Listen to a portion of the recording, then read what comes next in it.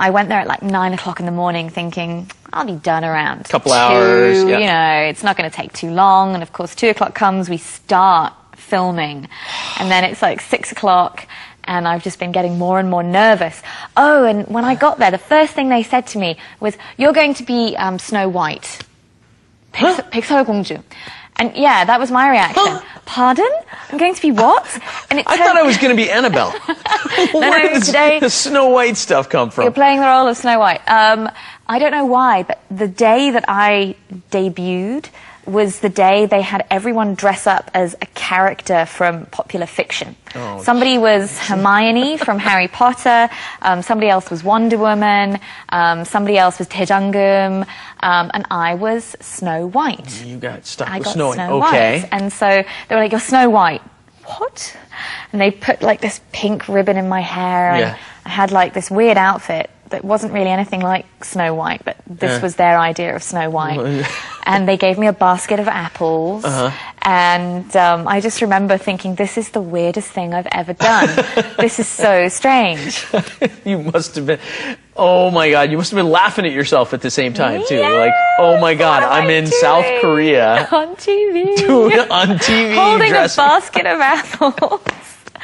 Yeah, I was so nervous the whole time I was on on the set, and it lasted 4 hours, and for the whole 4 hours I couldn't relax. I was kind of sat like this, right at the front, next to all of like these famous, Korean TV stars, and there was somebody who'd done a movie, and I was just so nervous, and I was worried that my Korean wasn't good enough because I had really no one to compare with, because out of my friends, I spoke the best Korean. And actually being on Misoda was great because it gave me a push to try and even further improve my Korean, because there were girls who... The pressure, was fluent and were speaking a mile a minute. And I remember the first time I was on, and I guess this is how Korean people feel the first time they hear a British accent or something. They have to get used to it. At first, they can't understand anything. Because the first time I did it, I just remember thinking, I've no idea what they're saying. Oh, really? I don't understand anything. Yeah. And so I just pretended, to be listening. Right. And when someone laughed, I laughed too. Right. And it was just really awful. And they would ask me a question.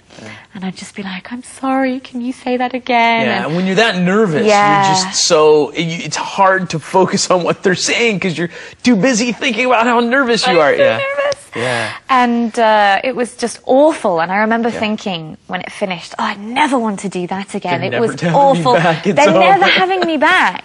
And then they called me up the next week to say I was going to be on again. And they just kept on calling me, and I kept on being on. And as time went by, I relaxed and I started to understand more. And by, the time I did the last few episodes that I filmed, I could understand everything. Sure. It was fun. It was very relaxed. I enjoyed myself. It was great. Yeah. And did you do it right up till the end of the show, or was it... I did it right up until, it was Misoda. How long? Then, you know that the MC for that program was Namisok for the longest time. Yeah. And then around the time that he left, and they brought in 2 different hosts. Well, first of all, they brought in a female host. They brought a woman. I think she was an announcer for KBS, and they co-hosted it. And then they both left, and 2 completely different people came. And I think it was when those people came that I'd stopped doing it. Okay. I'd also kind of started working at TBS. Aha. And so I was very busy at the time, and it was kind of nice to just relax and not have to be busy on the weekend. And it's kind of sad, but I made a lot of good friends. At first they were just random girls I didn't know, but by the end we were all friends. But then a lot of them, they were here to study, or they were here just for a short period of time. They started leaving, and a lot of the girls, I didn't know them, and it was all very different for me. So I didn't do it right to the end, but quite an experience. So what was the entire term? I think I did it for 2 years. Wow. Yeah. That's a long time to be on a show like that. Yeah. every weekend for almost 2 years. Every weekend for almost 2 years. Yeah. When I started, I think it was like episode 40-something. And then by the time I finished, they were on 130-something episodes. Right. Yeah. Right. So you must have been one of the most long-termers, I would assume. Yeah, I was on it for quite a while. I think the only other people who were on it longer was a girl called Dominique from Canada, who'd done from episode 1 practically up to episode 100. Like the 100th show, they did a special episode, and they counted how many she did, and she'd done 88 out of 100 episodes. Wow. Yeah. So she'd done a ton of them. She did so many. So maybe she was probably number 1. You're probably in the I was in the 2, top 3, 10, 4 range. You know? Yeah. You know, I was one of the longer serving girls. Yeah. Serving. Serving. Yeah. I don't mean like to serve. Serving on that. You know, like when you serve in the military. You were on the show longer than most of the other young ladies. Yes. Right. And so what do you think you brought? What'd you learn from it? What'd you learn from that experience? I learned a lot about Korean culture.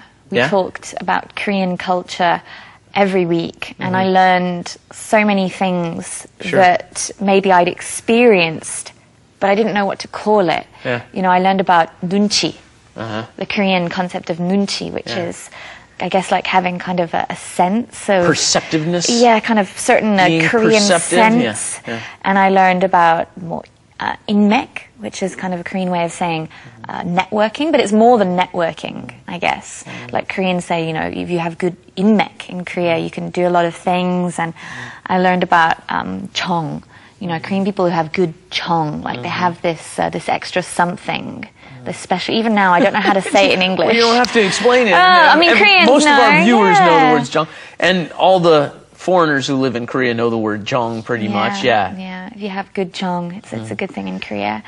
And I guess it was really good for my Korean in terms of listening and speaking. And putting pressure on you to study harder. Yes, exactly. Yeah. Exactly. It taught me to type really well. You know, I'd never really typed in Korean before. I could write. Yeah. But there would be like a topic, and so I would say to myself, I'm going to write up all my ideas, and so I would type them up. And when I started, you know, where's the kiot? Where's the hiet? Where's the hiet? Yeah. And now, you know, I can almost not even really look when I'm typing and just you know type away. And so that was a great thing. And just it was a great experience to do something really different. You know, I don't think many people can go home or, you know, go back to their home country and say, yeah, I was on TV, worked in the media, met all of these cool people, had all of these crazy experiences, you know, had an idea of what it's like to be, you know, famous for a while.